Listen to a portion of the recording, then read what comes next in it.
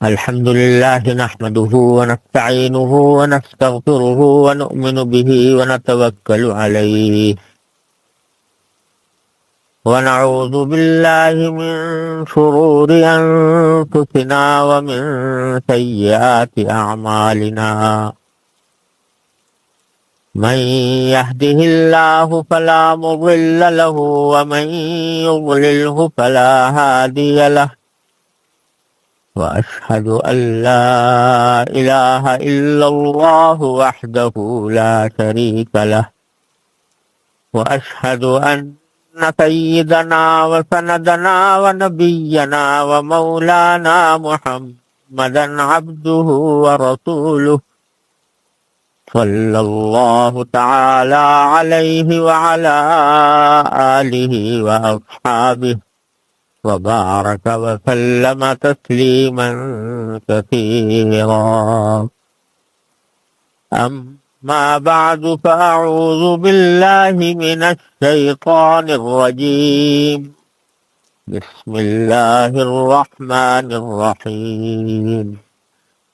والعصر إن الإنسان لفي خسر إلا الذين آمنوا وعملوا الصالحات وتواصوا بالحق وتواصوا بالصبر. آمنت بالله صدق الله مولانا العظيم وصدق رسوله النبي الكريم ونحن على ذلك من الشاهدين والشاكرين والحمد لله رب العالمين. بزرگان محترم اور برادران عزیز، السلام علیکم ورحمۃ اللہ وبرکاتہ. سورہ عصر کی تفسیر کا بیان کچھ عرصے سے شروع کیا ہوا ہے،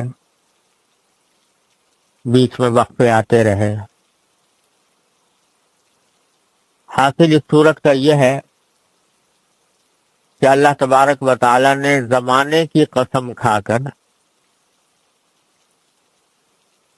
یعنی وقت کی قسم کھا کر، وقت کو گواہ بنا کر یہ بات فرمائی ہے کہ انسان بڑے خسارے میں ہے، بڑے گھاٹے میں ہے، سوائے ان لوگوں کے جو ایمان لائیں، نیک عمل کریں اور ایک دوسرے کو حق بات کی نصیحت کریں اور ایک دوسرے کو صبر کی نصیحت کریں. جیسا میں نے پہلے بیانات میں عرض کیا تھا، انسان کو خسارے میں اس لیے قرار دیا ہے کہ اس کی عمر جو ہے وہ ایک سرمایہ ہے، اس کا وہ ہر آن گھٹ رہی ہے.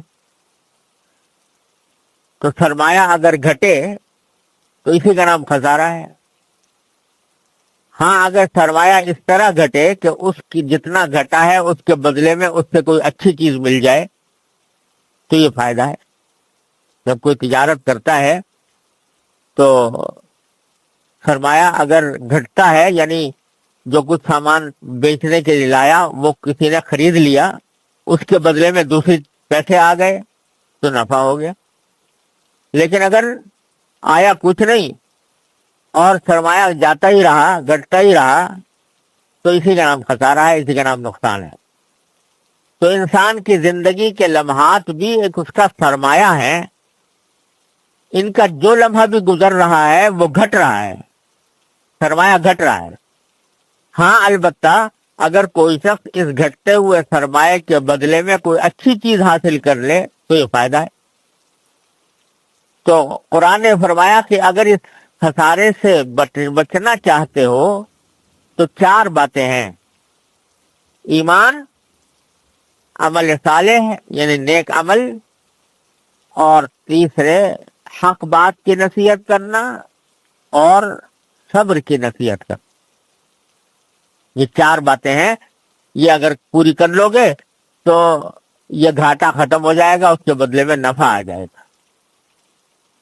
تو ان میں سے 2 باتوں کا بیان پچھلے بیانات میں ہوا ہے، ایمان اور عمل صالح کا. اللہ تعالیٰ اپنے رحمت سے ہم سب کو اس کی توفیق عطا فرمائے.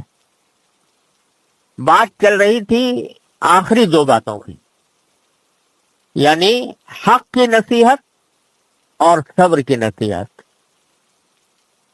اور بتلانا یہ مقصود ہے کہ انسان کی کامیابی کے لیے صرف اتنا کافی نہیں ہے کہ وہ خود نیک بن جائے، بلکہ اس کے ذمے یہ بھی ہے کہ وہ دوسروں کو بھی نیک بنانے کی کوشش کرے۔ اب یہ کوشش کرنا یعنی دوسرے کو دعوت دینا، دوسرے کو تبلیغ کرنا، دوسرے کو اللہ تعالیٰ کے احکام پہنچانا اور اس احکام پر عمل درآمد کی نصیحت کرنا، یہ تبلیغ کہلاتا ہے اور دعوت کہلاتا ہے۔ اس کے مختلف درجات ہیں، یعنی بعض مرتبہ یہ تبلیغ فرض ہے، فرض عین، ہر انسان کے ذمے اتنا ہی ضروری ہے جتنا کہ اس کے لیے نماز پڑھنا ضروری ہے۔ بعض مرتبہ یہ فرض کفایہ ہے، اور بعض مرتبہ مسنون اور مستحب اور قابل اجر و ثواب ہے۔ یہ تین مختلف درجات ہیں۔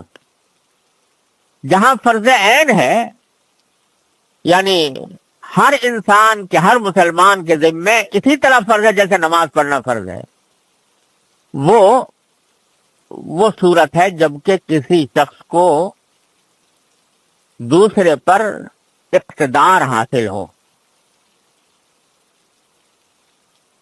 جن لوگوں پر اس کا اقتدار حاصل ہے، یعنی اس کی بات مانی جاتی ہے، اس کو ایک حاکم کی حیثیت حاصل ہے، تو اس کے ذمے فرض عین ہے کہ وہ اپنے جو ماتحت لوگ ہیں ان کو تبلیغ کرے، ان کو دعوت دے، ان کو نرمی سے بھی سمجھائے، اگر نرمی سے باز نہ آئے تو زبردستی بھی کرے ان کے اوپر، یہ بھی جائز۔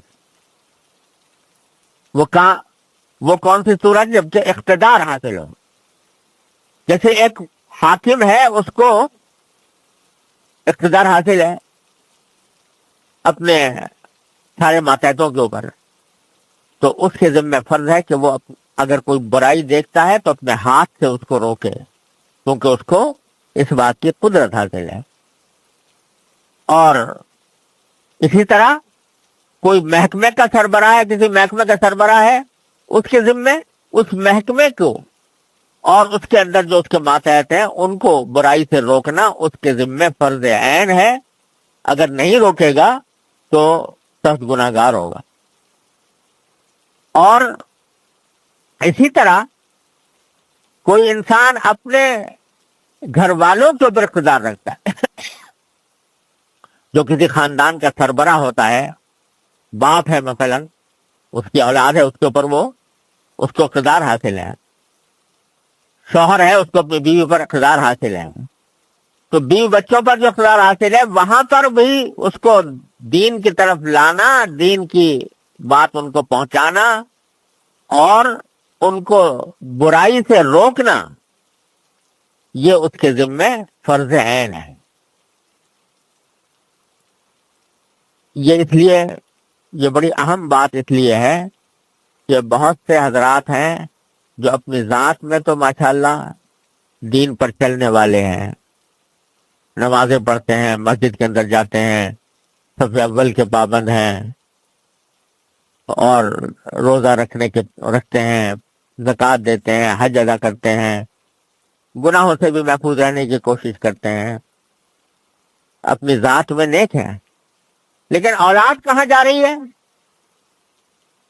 اور گھر والوں کا کیا حال ہے اس کی پرواہ نہیں۔ اگر اولاد نماز نہیں پڑھتی تو پرواہ نہیں، اگر اولاد غلط کاموں میں، ناجائز کاموں میں مبتلا ہے تو اس کی پرواہ نہیں۔